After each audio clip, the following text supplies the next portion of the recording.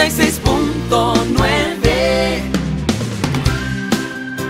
Las 10:14 de la mañana, vamos con el comentario de John García. Gracias Danira Caminero, una de las grandes estrellas que tiene el periodismo dominicano. Gracias a todo el equipo. Bueno, saludar a un amigo y hermano desde las aulas, desde la universidad, al doctor Eddie Skinner, un amigo, un hermano, un fiel oyente de este espacio. Y saludar a mi amiga de la infancia, que estuvimos juntos durante todo el bachillerato, durante mucho tiempo. Jenny González es una hermana, una amiga que vive en los Estados Unidos, específicamente en el Bronx, y también es una fiel oyente de este espacio. Mi hermana, mi amigo, te quiero como siempre, eternamente, tú lo sabes. Bueno, varios casos. Vimos en el día de ayer, el Senado de la República aprobó la creación de una comisión bilateral para el conocimiento de la modificación de la Ley General de Salud, que es la 4201.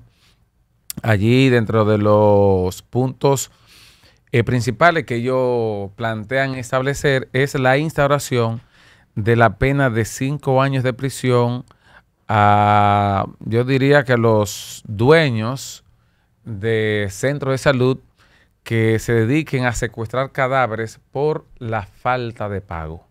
Entonces, ustedes han visto que cada vez que un paciente muere y no tiene el dinero para pagar, entonces se secuestra el cadáver. Muchas veces son personas que lo internan, tienen una cuenta de 3 millones, de 4 millones, y entonces, luego de que llegue esa cuenta millonaria, entonces el paciente se muere y efectivamente que ya eso causa una gran problemática.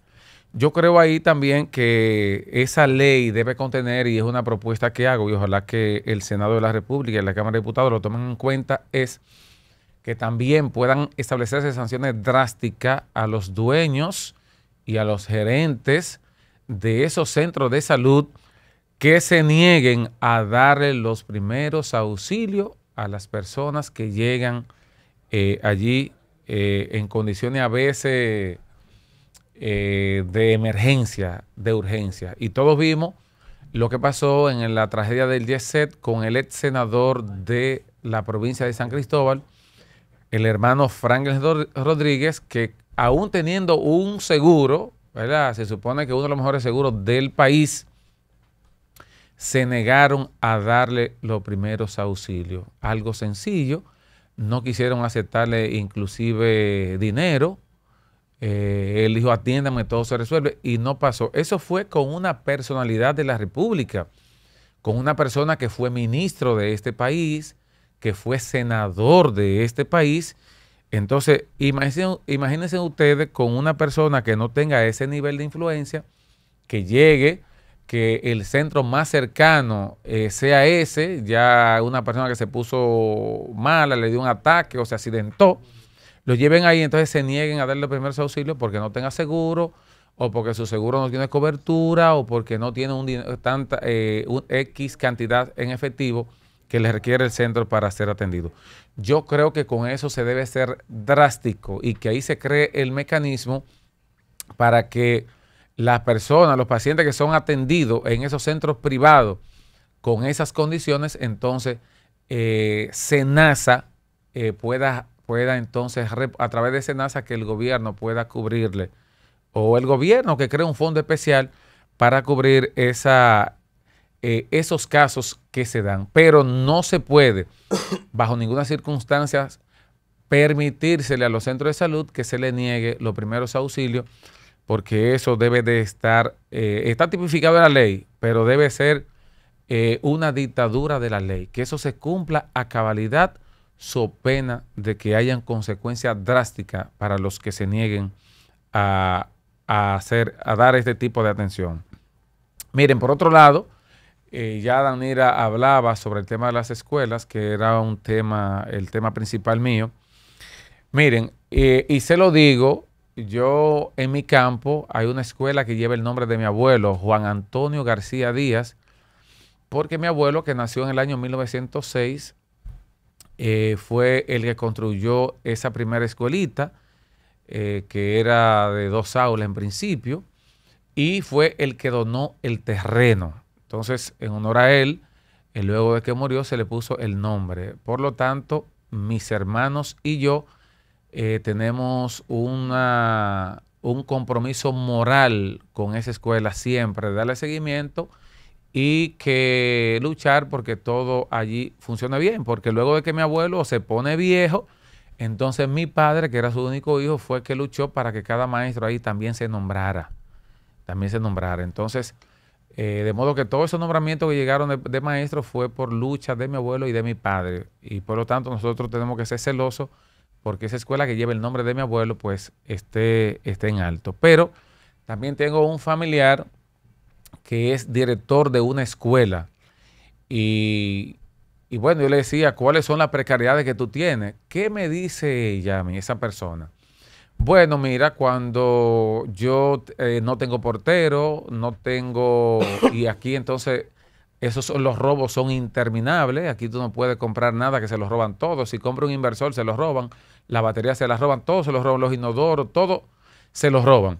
Entonces no tenemos vigilante, pero además no tengo quien me limpie la escuela, no hay conserje. Y bueno, y he mandado 3,000 cartas al distrito y al ministerio y no pasa nada.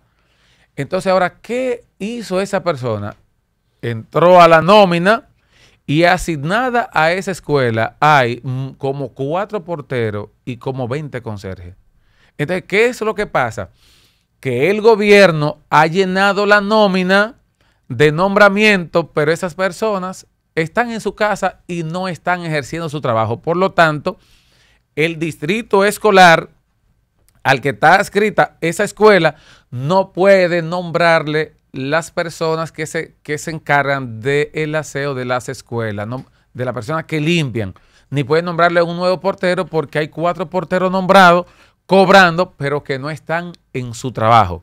Hay muchas conserjes, muchas personas que tienen que dedicarse a limpiar la escuela, están en nómina un paquetón de gente, me dice ella como 18 solamente en su escuela, pero no hay nadie que vaya a hacer el trabajo. Entonces yo creo que el ministro de Educación, este ministro nuevo, un hombre joven, ¿verdad?, que tiene capacidad para desplazarse y hacer reuniones con todos los directores, escuchar cuál es la precariedad que tiene cada uno en su centro.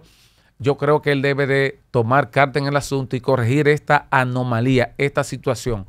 Porque no puede ser posible que la nómina de educación de las escuelas esté repleta de gente nombrada cobrando sin trabajar y entonces en las escuelas no haya nadie que pueda ir a limpiar un baño, que pueda ir a limpiar un aula. Entonces yo creo que esa es una situación grave.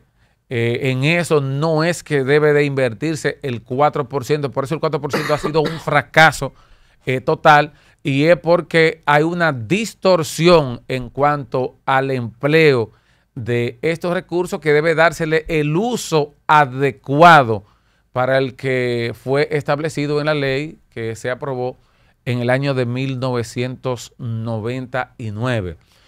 Y por eso que estamos viendo, señores, que sale en la noticia este dato alarmante de que hay cientos de escuelas que tienen letrinas, señores. Letrinas. Yo pensaba que ya eso no existía y sobre todo en educación. ¿Cómo una escuela va a tener una letrina, Príncipe? 300,000 millones de pesos. 306,000 millones de pesos manejando solamente este año. Cuando el año pasado se manejaron 299,000 millones, Príncipe. ¿Y usted sabe lo que pasó? Que no fueron 5,000 millones, como usted dijo antes de ayer, que sobraron. Fueron 38,000 millones que la incapacidad del pasado ministro no pudo invertir cuando hay un déficit de 7,000 aulas. De 7,000 aulas que mañana vamos a hablar sobre eso y sobre todo con los datos que dio el director Roberto Hernández, que vino aquí, que exclusivamente para ese día teníamos un comentario referente a eso por unas informaciones que nos han llegado a través de diferentes ingenieros y que como era visitante, entonces nosotros tenemos la política del buen trato al que visita, ¿verdad? Entonces por eso dejamos ese comentario para mañana. Pero, señores, no es posible que estén las escuelas en estas condiciones deplorables como se encuentran. ¿Cómo es posible que un estudiante vaya a una escuela y que usted lo que se encuentre con una letrina donde no haya agua para lavarse las manos, donde no haya jabón para lavarse las manos? O sea, ¿qué es realmente lo que estamos formando? ¿Qué es lo que estamos haciendo? ¿Qué es lo que en qué estamos invirtiendo el dinero? ¿Cuáles son las prioridades, señores? Yo creo que el ministro de Educación lo que tiene que hacerle una auditoría es escuela por escuela, liceo por liceo, plantel educativo por plantel educativo, para ver cuáles son las condiciones en las que allí se vive. No solamente que usted se quede con el informe que le da las autoridades del distrito escolar, no. Que usted se reúna con cada director de manera individual, porque de lo que se trata es, señores, de mejorar el sistema educativo, no de apañar quizás problemas, malas informaciones. No se trata de eso.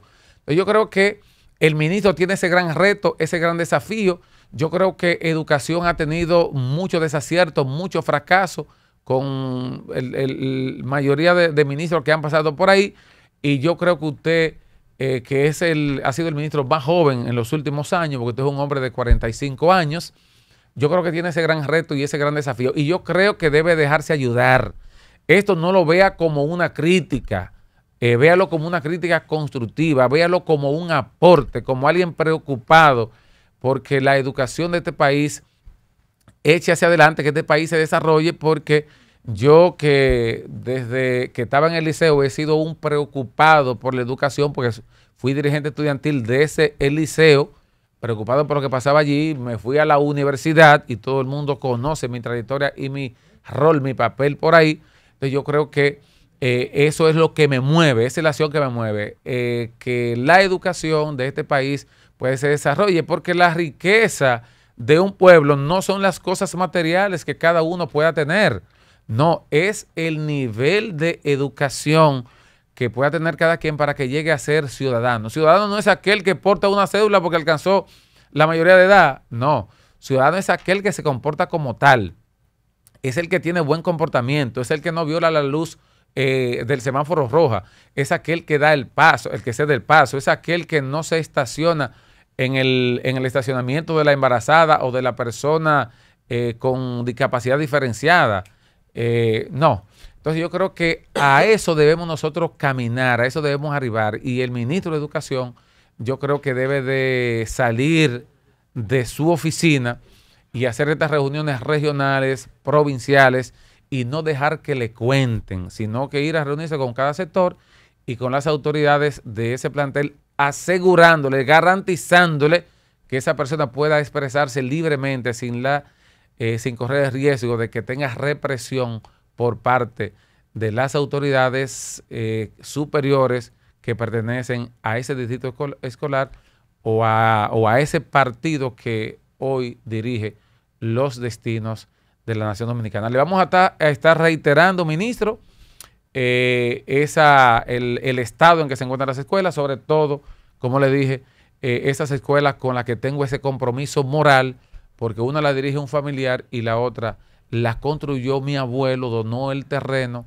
y mi padre fue un gran luchador y gran responsable de que ese centro educativo siempre funcionara, de modo que mis hermanos y yo tenemos ese compromiso moral y no lo vamos a delegar, y por lo tanto siempre se lo vamos a reclamar. Llévate Rocundo. Panorama FM 96.